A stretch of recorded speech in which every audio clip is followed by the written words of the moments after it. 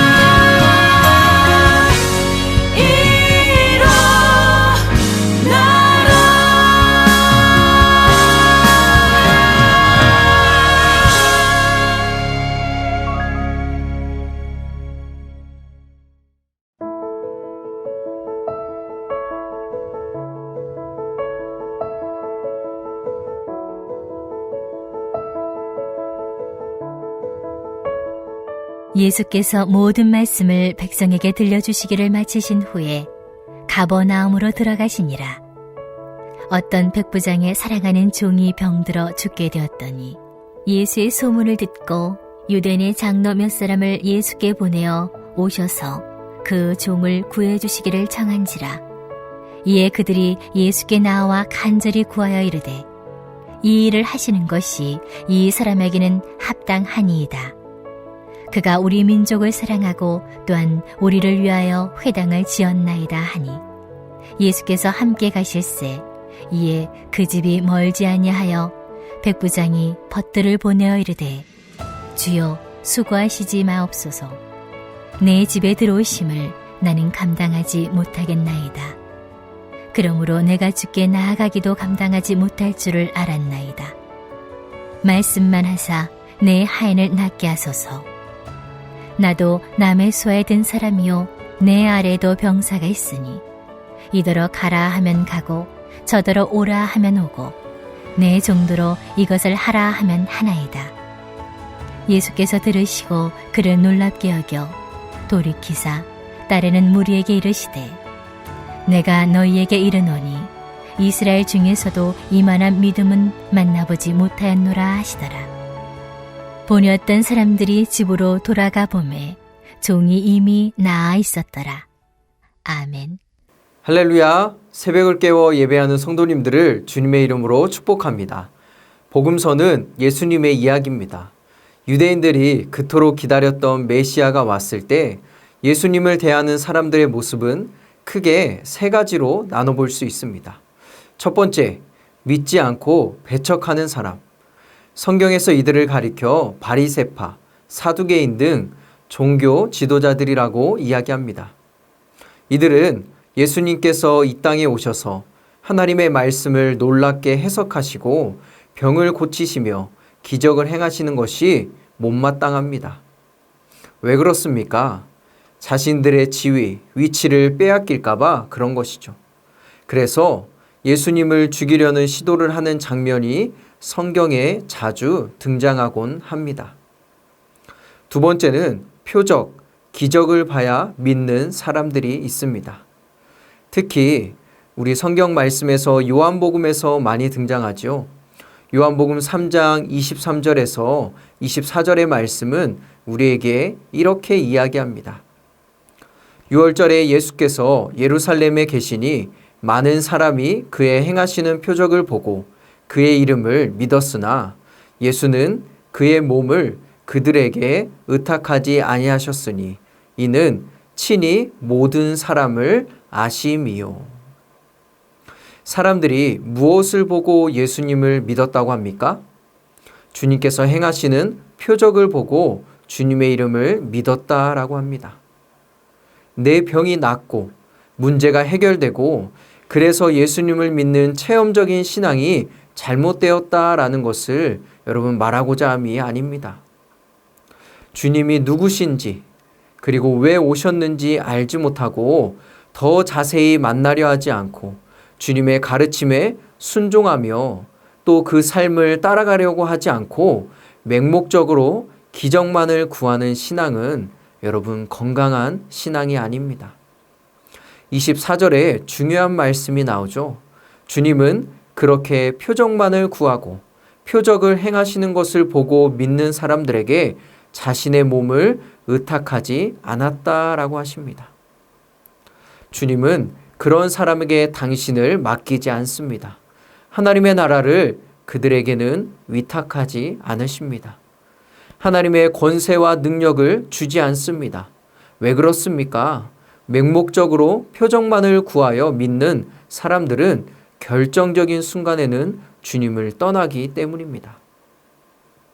자신이 생각하고 추구했던 것과 다르며 그리고 그런 것을 발견했을 때 등을 돌리기 때문입니다. 예수님께서 십자가를 지셨을 때 이 사람들은 어디에 있었습니까? 다 떠나갔습니다. 왜 그랬을까요?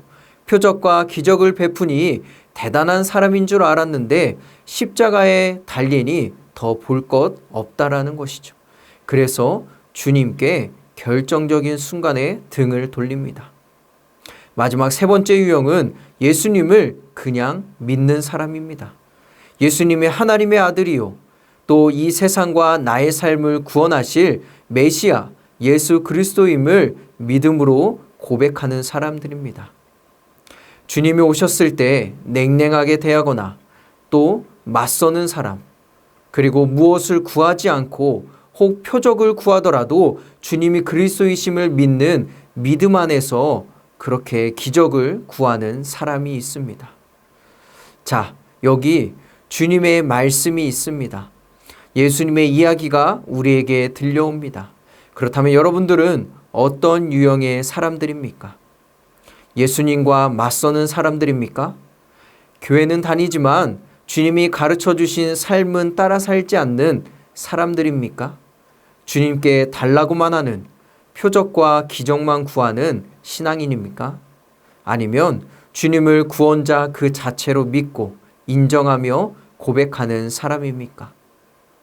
오늘 말씀에 등장하는 백부장은 예수님이 이 땅에 오셨을 때 보였던 세 가지 유형 중 맨 마지막 유형이었습니다.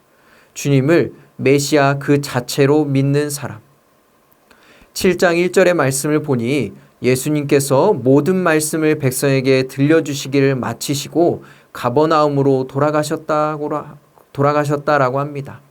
이곳에서 한 백부장이 유대인 장로들을 보내 자신의 종을 치유해 주기를 요청합니다. 당시 갈릴리라는 그 지역은 분봉왕 헤롯 안티파스가 통치하고 있었고 AD 44년까지는 이 지역이 로마의 직접 관할 지역이 아니었습니다. 따라서 이 백부장은 로마 군대가 아니라 헤롯 군대의 백부장이었을 것입니다. 그리고 당연히 유대인이 아니라 이방인이었습니다. 여러분, 유대인들에게 이방인은 어떤 존재입니까? 상종 못할 사람들이죠. 그런데 특이하게도 4절의 말씀을 보면 유대인 장로들이 오히려 이방인인 백부장의 종을 치유해달라라고 간청합니다. 이유가 무엇입니까? 5절은 이렇게 말하죠. 그가 우리 민족을 사랑하고 또한 우리를 위하여 회당을 지었나이다. 예수님을 만난 유대인 장로들은 백부장이 우리 민족을 사랑한다고 하며 우리를 위해 회당을 지었다라고 소개합니다. 이것을 통해 우리는 백부장이 단순히 이방인이 아니라 하나님을 경외하고 섬기는 자라는 사실을 알 수 있습니다. 유대교로 개종은 하지 않았지만 율법을 잘 지키고 또 율법 중에서 도덕법을 잘 지키는 사람이었다는 것을 짐작할 수 있습니다. 이미 하나님을 향한 믿음이 있던 백부장은 예수님이 가버나움에 오셨다는 소식을 듣고 유대인 장로들을 청해서 자신의 종을 구해주시기를 간청합니다. 예수님은 유대인 장로들의 이야기를 듣고 백부장의 집으로 함께 가십니다. 이때 주님이 오신다는 이야기를 듣고 백부장은 사람을 보내서 뭐라고 이야기합니까? 6절과 7절의 말씀은 정말 중요한 말씀이니 우리 함께 한 목소리로 읽어보도록 하겠습니다. 예수께서 함께 가실새 이에 그 집이 멀지 아니하며 백부장이 벗들을 보내어 이르되 주여 수고하시지 마옵소서 내 집에 들어오심을 나는 감당하지 못하겠나이다. 그러므로 내가 주께 나아가기도 감당하지 못할 줄을 알았나이다. 말씀만 하사 내 하인을 낫게 하소서. 아멘.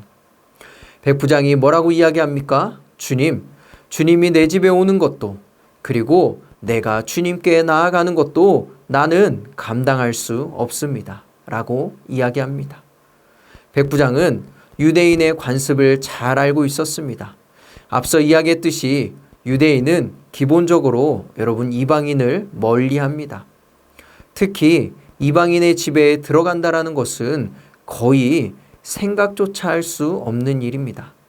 물론 예수님은 그런 것을 전혀 신경 쓰지 않으셨지만 백부장은 유대인으로서 그리 편하지 않은 장소에 이방인이 사는 곳, 자신의 집까지 오는 것을 감히 감당할 수 없습니다. 라고 그렇게 이야기합니다.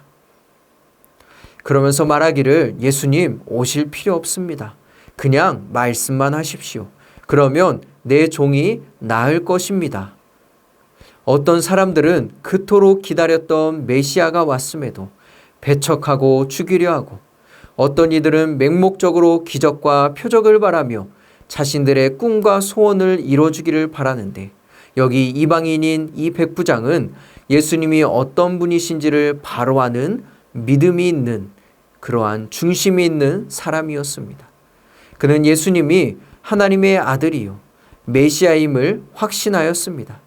그래서 백부장은 자신이 죄인이므로 거룩하신 하나님의 아들 앞에 나아갈 수도 없고 내 집에 오심을 감당할 수도 없다라고 고백한 것입니다. 그리고 이러한 확신은 공간을 초월해서 예수님이 말씀만 하시면 종이 나으리라는 믿음으로 이어졌던 것입니다. 마치 병사들이 자기의 명령을 따르는 것처럼 예수님이 말씀만 하시면 종의 병이 낫는 일이 일어날 줄로 믿었습니다. 왜 그렇습니까?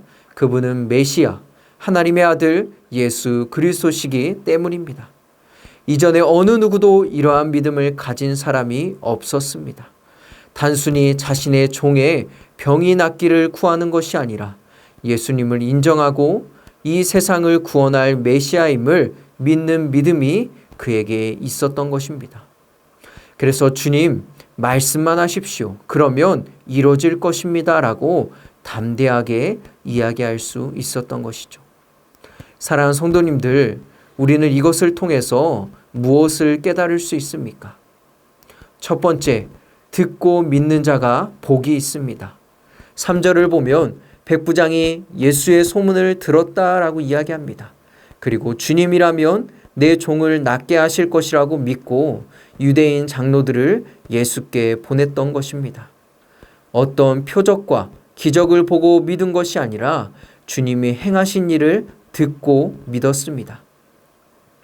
이 말을 바꿔 말하면 하나님의 말씀인 성경을 읽고 그대로 믿는 자는 복 있는 사람입니다. 이 말씀이 내 삶 가운데 그대로 이루어질 줄 믿습니다.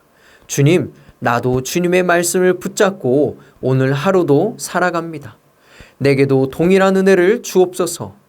이 믿음으로 하루를 살아갈 때 말씀이 내 삶에 이루어지는 은혜가 저와 여러분들에게 있을 줄 믿습니다. 두 번째, 백부장의 이야기를 통해 우리는 여러분 무엇을 깨달을 수 있습니까? 문제를 해결하는 것보다 예수님을 향한 믿음이 먼저입니다. 마치 소원을 이뤄주는 지니의 램프처럼 주님을 믿고 따르는 것이 아니라 나를 죄에서 구원하시고 문제를 넘어 영원한 생명을 주실 분이 예수님임을 믿는 믿음이 우리 안에 먼저 있어야 할 것입니다. 그래서 내 삶을 맡기고 그분의 음성을 듣고 순종하며 살아갈 때 비로소 내 앞에 있는 문제도 주님께 온전히 맡기게 될 것입니다.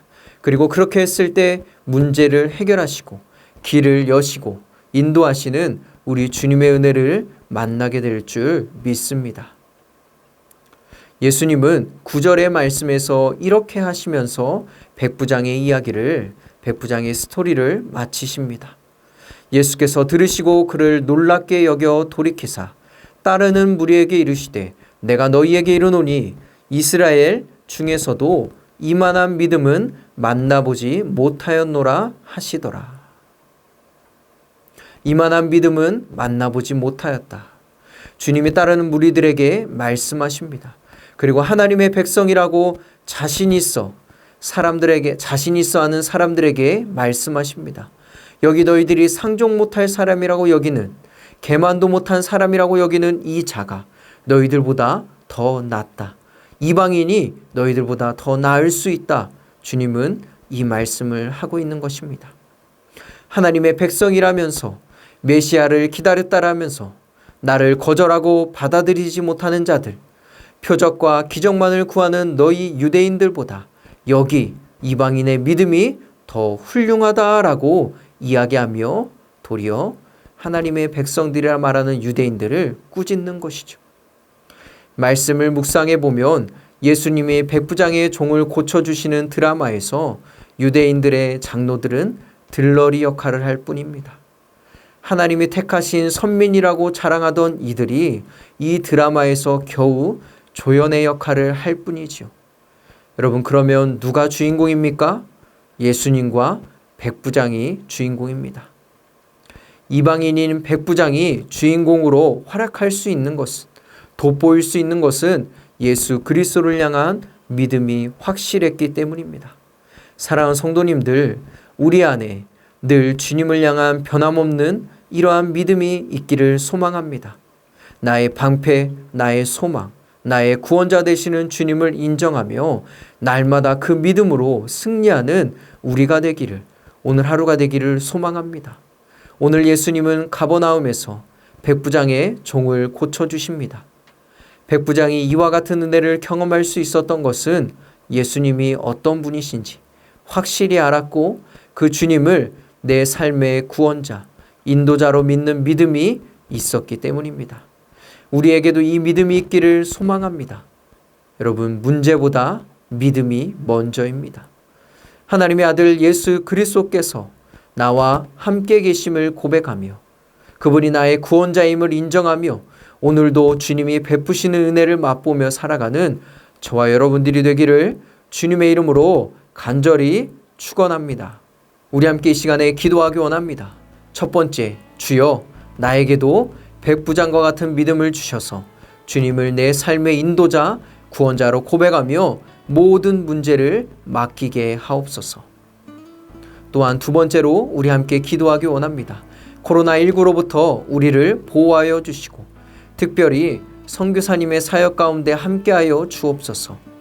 우리 시간에 주님의 이름을 한번 부르고 간절히 기도하도록 하겠습니다.